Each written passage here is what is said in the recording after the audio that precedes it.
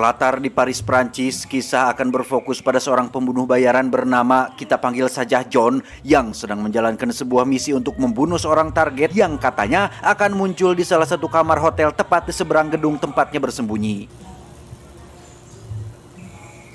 John sendiri sudah 5 hari menunggu, sengaja menyewa sebuah kamar di gedung kosong hanya untuk mengincar targetnya dari kejauhan, di mana John ini merupakan pembunuh bayaran profesional yang sangat teliti, rapi, terkoordinasi, dan sangat disiplin, terbukti dengan kesabarannya menunggu sang target yang sampai detik ini belum juga ada tanda-tanda kemunculannya. John terlihat mengenakan jam tangan yang dapat mengukur detak jantungnya. Hal itu berguna untuk dirinya bisa mengetahui kondisi tubuhnya sendiri, yang tentu saja sangat berpengaruh pada kesuksesannya dalam melakukan eksekusi, karena diketahui bahwa selama puluhan tahun menjadi pembunuh bayaran, John tidak pernah sekalipun ketahuan atau melakukan kesalahan, bahkan setiap misinya tidak pernah terlacak oleh kepolisian.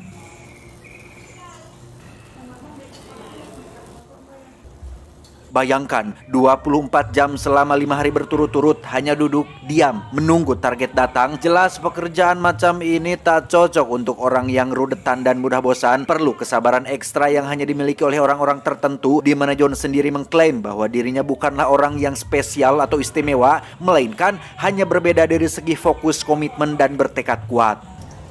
I'm just a part. They just don't. Sesekali John melakukan gerakan yoga untuk sekedar meregangkan tubuhnya yang cara rangkel. Kadang juga dia mendengarkan musik untuk menghilangkan rasa bete, karena pada dasarnya dia juga manusia biasa. Ada kalanya jenuh dan tunduh. Untuk makan, John harus pergi keluar untuk membeli sendiri, di mana ia sengaja memakai setelan gaya turis Jerman. Karena berdasarkan riset yang sudah ia lakukan, orang Paris jarang mau berinteraksi dengan turis Jerman, dan itu cukup membantu untuk tetap melindungi penyamarannya, sehingga bisa disimpulkan bahwa John memang sudah mengkonsep segala sesuatunya dengan sangat terperinci. Bahkan untuk hal terkecil seperti gosok gigi dan cuci muka, John menyemprot wastafel menggunakan cairan pernetralisir untuk menghilangkan jejak DNA-nya agar pihak aparat kesulitan untuk mencari identitasnya.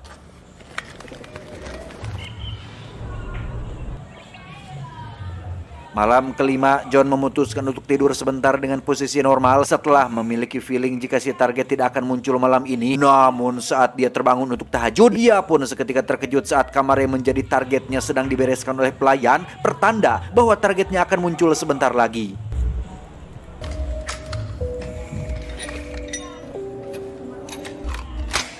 Selesai menyiapkan senapan laras panjangnya, muncullah seorang perempuan yang sepertinya adalah wanita penghibur yang sengaja disediakan untuk menyambut dan menghibur si target, di mana waktu jeda tersebut John manfaatkan untuk membersihkan bola matanya menggunakan buru water, menyalakan musik untuk membuat batinnya tetap tenang, hingga si target akhirnya muncul dan masuk ke dalam kamar tersebut. Ketika John sudah mendapatkan bidikan, ia tak kunjung menarik pelatuknya setelah menyadari jika denyut jantungnya berada pada angka 100, sehingga ia membutuhkan waktu tambahan agar detak jantungnya berada tepat pada angka 60 dengan tujuan untuk menjaga arah lintasan pelurunya tidak meleset.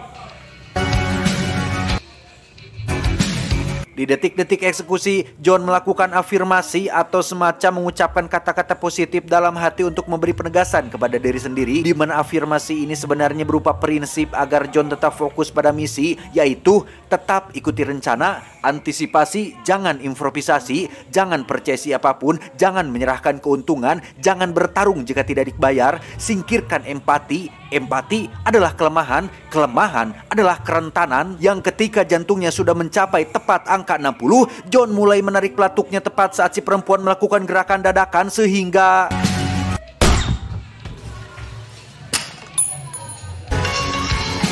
ya, untuk pertama kalinya John pun gagal dalam misinya, sehingga ia langsung berangkas membereskan semua barang-barangnya, lantas pergi menggunakan motor Vespanya sebelum pihak target menyadari keberadaannya. Setelah 5 hari penantian yang panjang, John pun harus menerima fakta bahwa jam terbang tinggi bukanlah jaminan untuk dirinya bisa sukses terus menuntaskan misinya, di mana John mulai menunjukkan sikap panik dan tegangnya ketika dia dengan terburu-buru memacu Vespanya untuk menghindari mobil polisi. Yang ketika sudah sampai di lokasi aman, John pun menghilangkan satu persatu bukti seperti Vespa yang diletakkan sembarangan, helm yang dibuang ke sungai, jenggot dan kumis yang dikurut habis, serta pistol yang dibuang ke dalam tempat sampah umum. Alih-alih memperbaiki kegagalannya, John lebih memilih untuk cari aman dengan akan pergi meninggalkan Paris, di mana kepanikan kembali menyerang saat John harus berhadapan dengan pihak keamanan bandara serta anjing yang sudah cumpagung memperhatikan setiap calon penumpang, sehingga John harus kembali ke toilet untuk membasuh wajah dan menenangkan dirinya. Calm. Breathe. Tak lama John pun dihubungi oleh pihak agensinya yang mengatakan bahwa klien yang menyewa jasa mereka pasti akan sangat marah akan kegagalan misi ini, di mana John ditawari untuk memperbaiki kegagalan tersebut dengan tetap membunuh si target bagaimanapun caranya. Namun John yang tak mau ambil resiko pun tetap memilih untuk segera meninggalkan Paris demi untuk keselamatan diri sendiri. Dalam sepanjang perjalanan, John yang selalu ekstra waspada pun mencurigai salah satu penumpang berkacamata dan berjas rapi mirip John Wick, karena akan ada banyak kemungkinan dirinya menjadi target buruan, entah itu dari kliennya sendiri ataupun dari agensinya, atau bisa saja dari pihak target yang sudah mengetahui siapa pelakunya, sehingga John memutuskan untuk transit di salah satu negara dan menginap di hotel sampai esok pagi.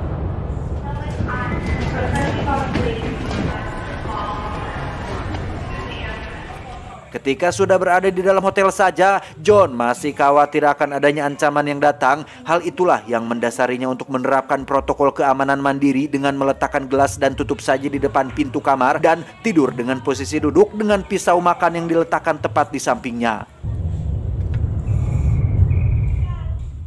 Singkat cerita, esok pagi pun tiba. Dirasa sudah aman, John pun langsung terbang ke kampung halamannya, yaitu Amerika, lebih tepatnya ke sebuah kota bernama Santo Domingo yang merupakan ibu kota dari Republik Dominika di wilayah Amerika bagian utara. Yang setibanya mendarat di sana, John masih harus melakukan perjalanan jauh dari bandara menuju tempat tinggal pribadinya yang lokasinya sendiri cukup tersembunyi dan cukup jauh dari perkotaan.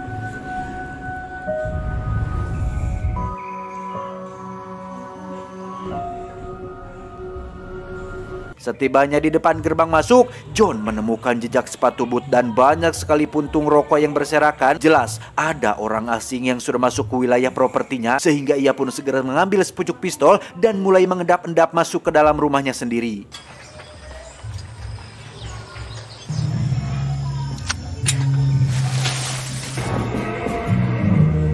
Sungguh betapa terkejutnya John saat menemukan kondisi rumahnya sudah berantakan dengan banyak bercak darah di mana-mana. Bukan rumah atau harta yang dia khawatirkan, melainkan penghuni rumah yang merupakan istri tercintanya yang memang tinggal sendirian di sini, yang setelah menghubungi pihak berwajib, akhirnya diketahui jika sang istri saat ini tengah dirawat di ruang ICU akibat mendapat penyerangan dari orang tak dikenal.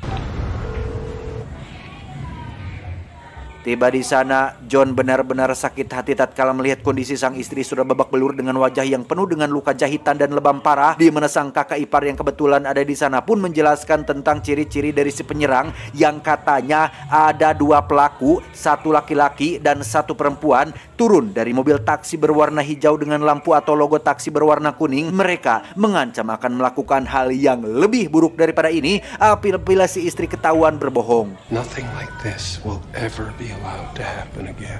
Selesai dengan kakak ipar, John pun menghampiri sang istri yang sudah siuman, di mana istri John nampaknya sudah mengetahui apa profesi sang suami yang sebenarnya dan berhasil tutup mulut tentang semuanya. Hal itulah yang membuatnya dihajar habis-habisan oleh kedua pelaku karena sang istri benar-benar melindungi identitas si John, saking sayang dan tulusnya dia mencintai suami sendiri. If I don't survive, Get some rest now. Geram dengan apa yang menimpa istri tercintanya, John pun menggali tanah di halaman rumah untuk mengambil semua barang-barang yang biasa digunakan untuk bekerja, di mana John bertekad untuk mencari kedua pelaku tersebut demi untuk membalas semua perbuatan mereka. Berdasarkan keterangan kakaknya mengenai warna dan logo mobil taksi yang digunakan kedua pelaku, John pun mulai berkeliling kota untuk mencari mobil taksi yang sesuai. Yang setelah seharian kesana kemari, akhirnya John menemukan mobil taksi yang dimaksud dan mulai mengikuti satu driver untuk mengetahui di mana kantor pusat taksi tersebut. Setelah kantornya diketahui, John langsung masuk ke sana untuk mencari tahu data terkait driver yang menjadi supir kedua pelaku pada hari kejadian. Yang setelah diketahui nama dan wajah si supir, John segera menyamar menjadi seorang penumpang untuk bisa bertemu langsung dengan supir tersebut. Bermodalkan pistol dan wajah dinginnya, John meminta si supir untuk segera pergi ke tempat sepi dan meminta keterangan terkait ciri-ciri kedua pelaku yang sempat menjadi penumpangnya. Dia mengatakan bahwa yang perempuan berbadan kurus dan yang pria memiliki perawakan tinggi kekar dengan wajah yang sangar. Yang setelah mengantongi semua informasi yang dibutuhkan, John terpaksa dan mau tidak mau harus menghabisi si supir untuk menghilangkan saksi mata.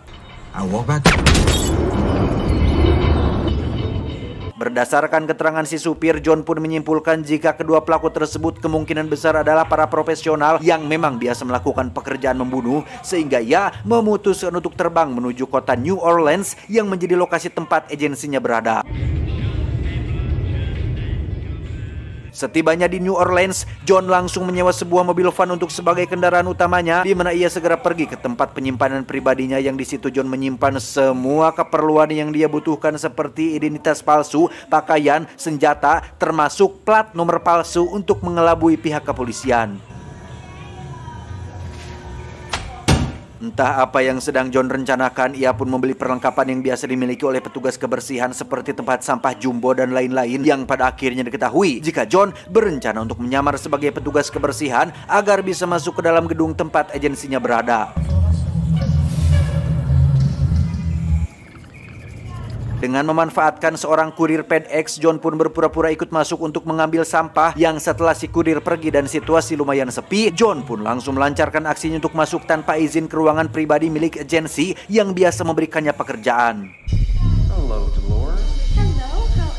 Dan ternyata agensi yang biasa menerima klien dan biasa memberikan pekerjaan kepada John adalah seseorang yang berprofesi sebagai seorang pengacara. Jika dalam dunia John Wick kita mengenal Winston sang manajer hotel di Continental, maka di sini ada si pengacara yang menerima jasa pembunuh bayaran untuk klien-klien kelas atas, di mana John yang curiga jika si pengacara ada terkait hubungannya dengan apa yang menimpa sang istri pun mulai melakukan interogasi untuk memaksa beliau mengatakan tentang identitas kedua pelaku tersebut. However regrettable, they are an obligation to client and calling. Bermodalkan nail gun atau mesin paku tembak, John pun menembakkan 3 paku tepat ke dada si pengacara, yang sampai di detik-detik akhir hayatnya si pengacara masih keras kepala dengan tidak mau mengatakan yang sebenarnya, sehingga John pun beralih pada si asisten yang rupanya lebih kooperatif dengan akan memberikan data lengkap mengenai kedua pelaku yang dimaksud, yang semua datanya tersimpan dengan rapi di rumah pribadinya. Before I give them to you, I want something in return. Disinilah keteguhan John pun diuji ketika si asisten memohon agar John bisa sedikit mengasihaninya. Si asisten sadar betul jika John pasti akan membunuhnya. Hanya saja dia ingin mati dengan cara yang tidak mencurigakan, alias ingin tampak mati seperti kecelakaan, dengan tujuan agar asuransi jiwanya bisa cair dan anak-anaknya yang masih duduk di bangku sekolah punya bekal masa depan tanpa ibunya. Yang di sini John pun mulai mengalami gejolak batin ketika hati nuraninya berkata lain, alias bertolak belakang dengan prinsipnya, yaitu jangan punya rasa kasihan adalah kelemahan, kelemahan adalah kerentanan, yang pada akhirnya John pun memutuskan untuk memberi si asisten kesempatan untuk membawa dia ke rumahnya dan menunjukkan di mana berkas-berkas lengkap milik kedua pelaku tersebut. Forbid empathy. Empathy is weakness.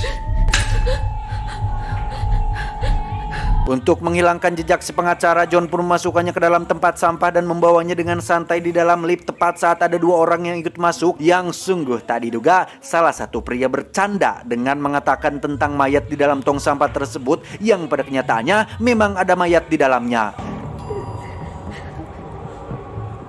Setibanya di rumah si asisten, John langsung diarahkan dan dipersilakan untuk mencari sendiri berkas milik kedua pelaku yang dimaksud. Yang setelah ketemu, John pun langsung memenuhi janjinya dengan mematahkan leher si asisten tepat di dekat tangga, sehingga kematiannya nampak seperti kecelakaan sesuai dengan apa yang diinginkannya.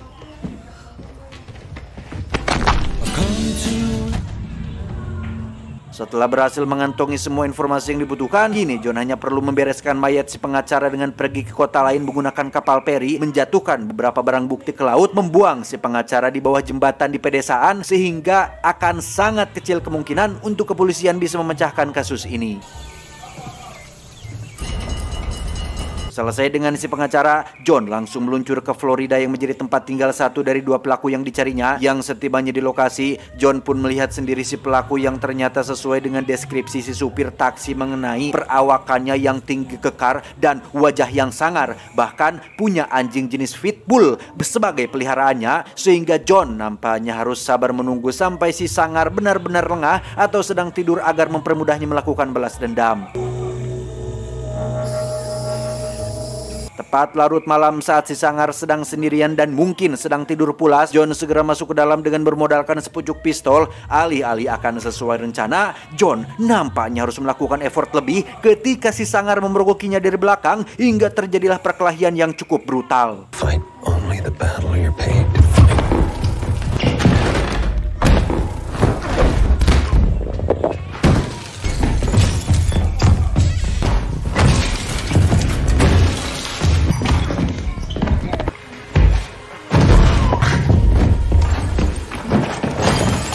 Meski kalah dari segi power dan ukuran, namun John masih jauh lebih unggul dari segi taktik dan kecerdasan. Hal itulah yang membuat si sangar mengalami luka yang cukup parah. Namun luar biasanya, dia masih saja bisa bangkit ketika John sedang bersembunyi di dalam kamar, sehingga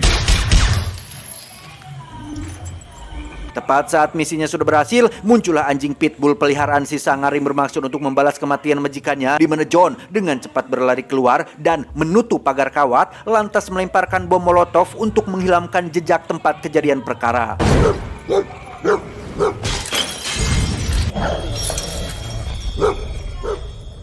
Selesai dengan si sangar, kini saatnya John pergi ke New York untuk menemui pelaku kedua yang merupakan seorang perempuan kurus yang ikut terlibat dalam penganiayaan istrinya. Jangan salah, kurus-kurus seperti ini, si perempuan adalah seorang pembunuh bayaran yang diketahui sudah memiliki banyak pengalaman dan namanya cukup terkenal di kalangan dunia kriminal. Namun John nampaknya tidak peduli dengan detail dan gosip tersebut, yang ketidakpedulian itu langsung dibuktikan saat John menemuinya di tempat umum tepat saat si perempuan makan malam di restoran sendirian.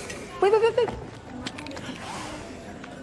Dan ya, si perempuan yang katanya ahli ini pun benar-benar dibuat olohok. Olohok itu artinya bengong, tercengang, sampai tak bisa berkata-kata saat John duduk di mejanya dengan pistol yang tepat mengarah kepadanya. Yang di situ si perempuan sudah bisa menebak jika John datang untuk membalas dendam atas apa yang menimpa istrinya. Sehingga ketika dirinya sadar sebentar lagi akan mati, ia pun memesan minuman keras paling mahal di restoran ini sebagai self reward terakhir sebelum dirinya menemui ajalnya. You won't mind if I have a drink? A flight of whiskeys, please. Alih-alih masih ada kemungkinan untuk dimaafkan, si perempuan pun mencoba mengklarifikasi tentang keterlibatannya dalam penyerangan tempo hari, bahwa dirinya sama sekali tidak menyentuh istri John sedikit pun. Semua luka-luka yang dialami istrinya pure ulah dari si sangar yang memang sering menggunakan metode yang brutal, yang meski si perempuan sudah ngebangus sampai berbusa-busa, John hanya diam saja, bukti bahwa dia tidak peduli sama sekali.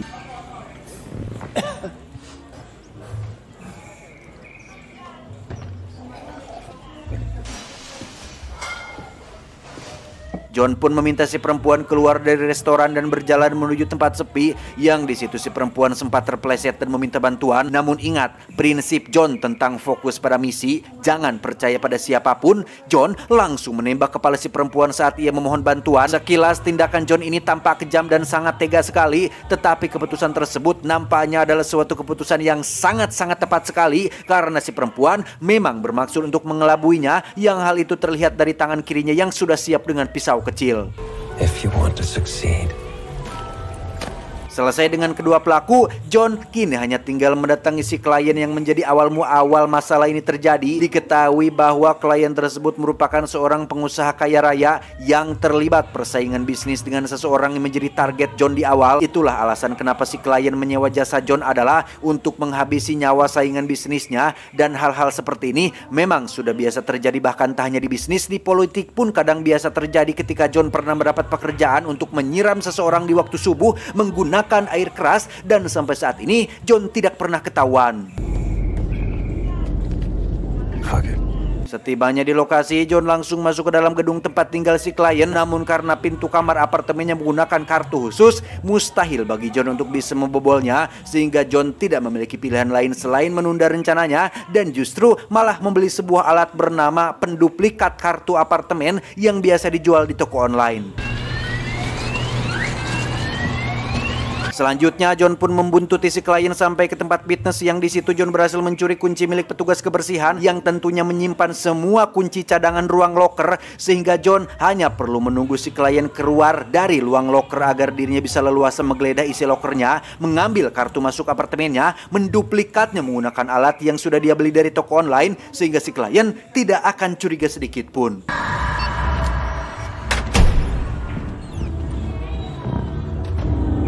Dan ya, alangkah terkejutnya si klien saat melihat pria asing sudah berdiri sambil menodongkan pistol ke arahnya. Dikira perampok yang mencoba untuk mencuri semua uangnya, si klien pada akhirnya pun sadar jika John adalah pria yang disewanya untuk membunuh saingan bisnisnya. Sama seperti si perempuan tadi, si klien pun langsung beralibi bahwasannya ide untuk menyatroni kediaman si John adalah idenya si pengacara alias agensinya sendiri, dengan biaya tambahan sebesar $150.000 untuk menyewa si sangar dan si perempuan. Bisa disimpulkan jika si pengacara adalah biang keladi atas apa yang menimpa istrinya, sedangkan si klien tidak lebih dari hanya mengikuti saran si pengacara, dan pada dasarnya si klien memang tidak tahu menahu tentang apa yang menimpa istrinya si John. I have no issue with you.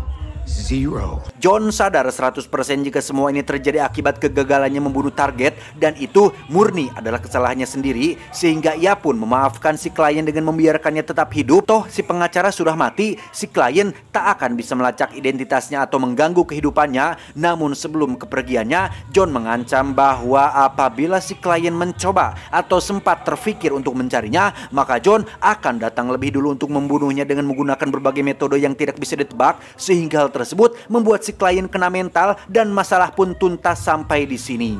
I'll find something fitting.